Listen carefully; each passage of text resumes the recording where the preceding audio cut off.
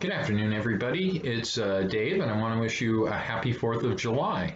Um, love the holiday because I love to eat, and today is going to be all about, barbecues and stuff I shouldn't eat, and maybe some more stuff I shouldn't eat. But also, I want to talk about fireworks here. Uh, in Oregon and Washington, it's tinder dry, and any wayward firework could set off a fire that could wipe out both states, just be devastating.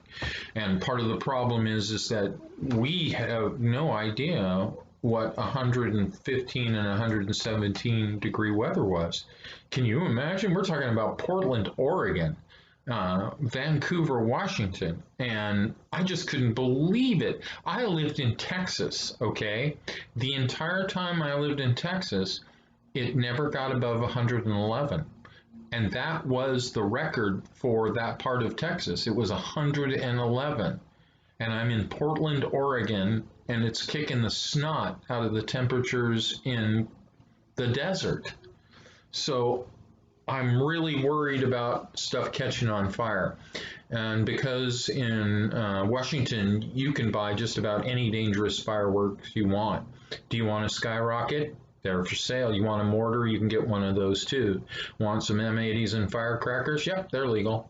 So just because they're legal in this state does not mean it isn't insanely dangerous.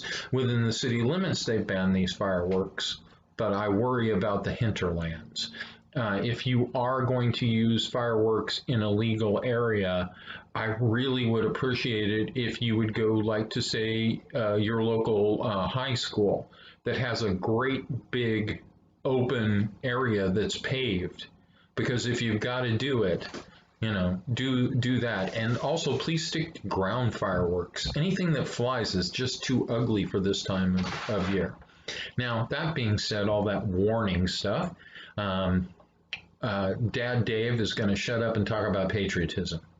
I'm always reminded of patriotism at this time of year. And I think there's nothing more patriotic than talking about the people who signed the Declaration of Independence, because I don't think people really realize that most of the signers of the document, they were wiped out at the end of the Revolutionary War. They didn't have anything. Their farms, their cattle, their houses, all of that was targeted by the British because everybody knew who the rebels were. So, they signed the Declaration of Independence. It wasn't a secret, boys and girls. So these people gave up everything for our country. And to me, that's one of the highest forms of patriotism. However, for some reason, some people these days forget that our forefathers were rabble rousers and troublemakers who, if they saw something they didn't like, obviously, they would fight against it. So that's what we need to consider today. Patriotism is not something that's stagnant and you say, oh, look, I'm waving a flag, I'm a patriot. I agree with whatever the United States does, no matter how horrible it is, because I'm a patriot. No, I'm a patriot. Why? Because when I see the mentally ill living on the street and you calling them homeless, I got to stand up and say something. And so should you.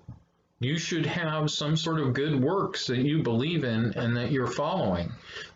And those are the things that are patriotic, that make America great.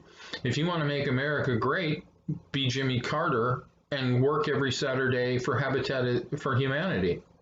Work at a food bank. Help the mentally ill homeless. See, there's a lot of stuff that we could do that's patriotic. And it doesn't involve waving a flag and saying, look at me, I'm patriotic. I got a giant truck with a giant American flag in it. I don't know. I actually find the flags disrespectful. I'm a veteran. And if you're flying a flag in the back of the truck, it shouldn't be one of those great big flags. It should be a storm flag. So I don't know what you're doing. It does not make you a patriot. Voting for Donald Trump didn't make you a patriot, and waving his flag will not. So get out there and rabble rouse a little, people. Well, that's my 4th of July speech. You all have a great time. Enjoy the food and the legal fireworks. You know, go out and see what's happening at your local fairground. All right. Good evening and goodbye.